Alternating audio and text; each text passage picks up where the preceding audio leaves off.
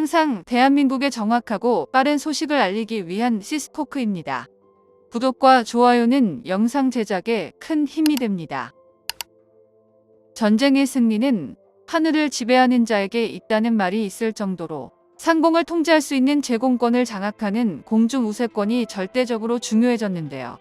1930년대 비행기로 하늘 정복에 나선 미국, 유럽, 일본, 러시아 등이 막대한 자금을 투자하며 비행기 및 항공 개발에 뛰어들었습니다.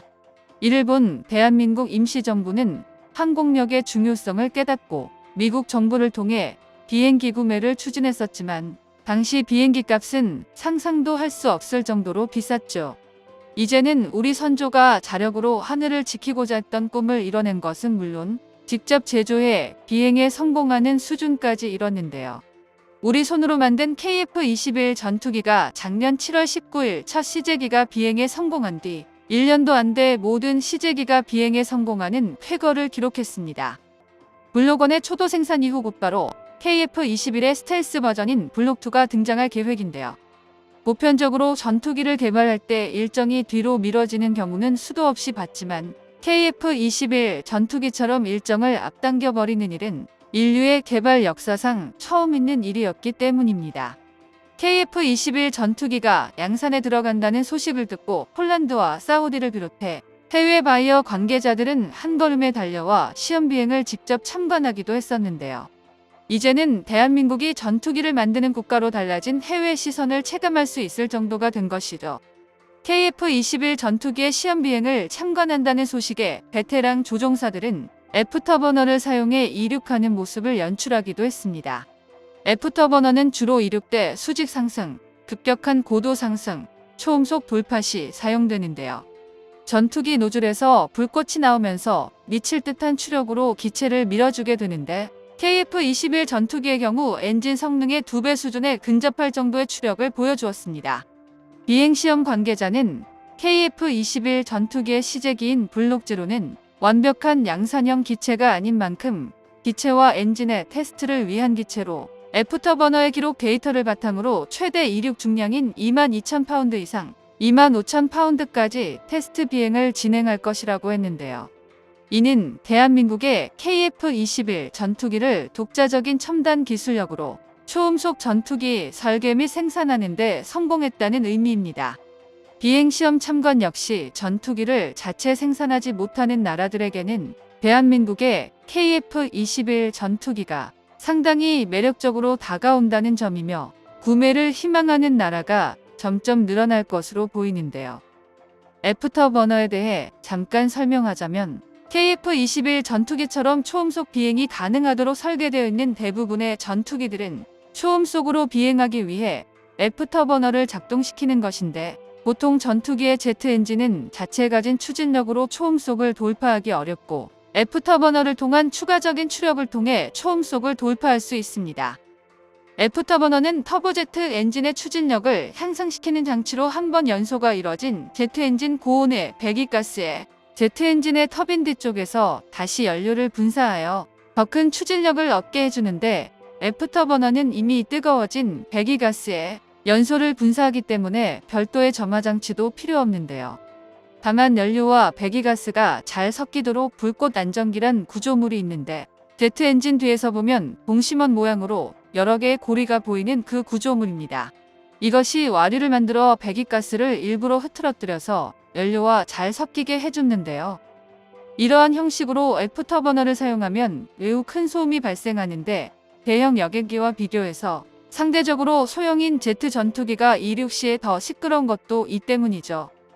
게다가 큰 불꽃이 생기는데 여객기와 달리 전투기의 노즐에서만 이륙 시 불꽃이 생기는 것도 이 애프터버너 때문입니다. 초음속 전투기가 등장하는 영화를 보다 보면 전투기의 노즐 뒤로 긴 불꽃을 내뿜으며 비행하는 모습을 볼 수 있는 것이 바로 애프터버너를 사용했기 때문인데요. 다만 대부분의 전투기가 마하를 돌파할 경우 애프터버너 장치를 반드시 사용해야 하기에 연료 문제로 초음속 비행을 오랜 시간 유지할 수 없다는 단점이 있습니다. 이미 한 번 압축기를 거쳐 나온 기체를 이용하는 거라 산소의 농도가 높을 수 없고 거기에 이미 한 번 타고 남은 잔여 산소를 이용하는 거라 효율이 낮아지는데요. 우리 공군의 T-50도 FA-50 경공격기를 염두에 둔 탓에 애프터버너가 달려 있습니다. 초음속 비행이 필요 없는 전투기, 폭격기의 경우 애프터버너 장치가 없는 경우도 흔히 볼 수 있는데요. 통상적으로 전투기는 계속 애프터버너를 사용하지 않고 급하게 이륙하거나 적기를 향해 고속으로 비행해야 할 때, 그리고 초음속 이상의 속도로 비행해야 할 때 애프터버너 사용합니다. 또한 너무 자주 애프터버너를 사용할 경우 장기적으로는 전투기의 가장 비싼 부품인 엔진 수명을 깎아먹기도 하는데요. 최근에는 제트 엔진의 고성능 덕분에 애프터버너를 이용하지 않고도 초음속 이상의 속도를 얻는 경우도 있는데, 이를 슈퍼크루징 능력이라고 부릅니다. 외계인을 상대로 만들었다는 최강의 전투기인 F-22 랩터에 장착된 F-119 엔진의 경우 F-100보다 22%나 강해진 추력 덕분에 애프터버너를 안 켜고도 마하 1.72의 속도로 초음속 비행이 가능한 경우인데요. 물론 시간이 지나고 제트 엔진의 고성능화와 비행기 기체 최첨단 설계로 가까운 미래에는 애프터버너 없이도 초음속이 가능한 비행이 가능하게 될 것입니다. 우리 개발진들도 이를 목표로 현재 연구 및 국산 엔진을 개발 중에 있는 걸로 알려지고 있는데요.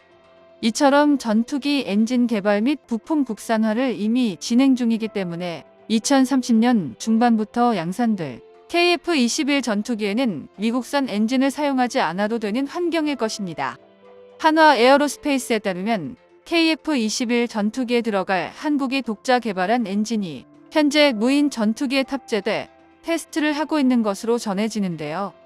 스텔스 무인 전투기에 탑재될 5,500파운드급 엔진도 개발이 완료되어 시험 비행을 진행 중입니다. 현재는 KF-21 전투기가 미국산 엔진을 사용하고 있는 게 팩트지만 향후 국내산 엔진으로 교체할 경우 판매 가격은 훨씬 더 저렴해질 것으로 보고 있는데요. KF-21 전투기의 초기 형태인 블록원과 전투 성능을 비교했을 때 KF-21 전투기보다 비교적 구형 기체로 알려진 유럽의 차세대 라팔 전투기가 경쟁자로 꼽힙니다. 하지만 앞으로 추가로 이어질 KF-21 전투기의 2200회 비행을 온전히 잘 맞춰 블록 제로가 아닌 양산형 블록1의 경우 전투기 시장에서 라팔과 F-35를 상대로 우위를 점할 수 있게 될 것인데요. KF-21 전투기는 원만한 수출을 위한 전투기의 엔진까지 국산화를 개발 중에 있기에 추후 수출에서도 좋은 소식이 들려올 것으로 보입니다. 정보가 도움되셨다면 구독과 좋아요 부탁드립니다. 이상 시스코크입니다.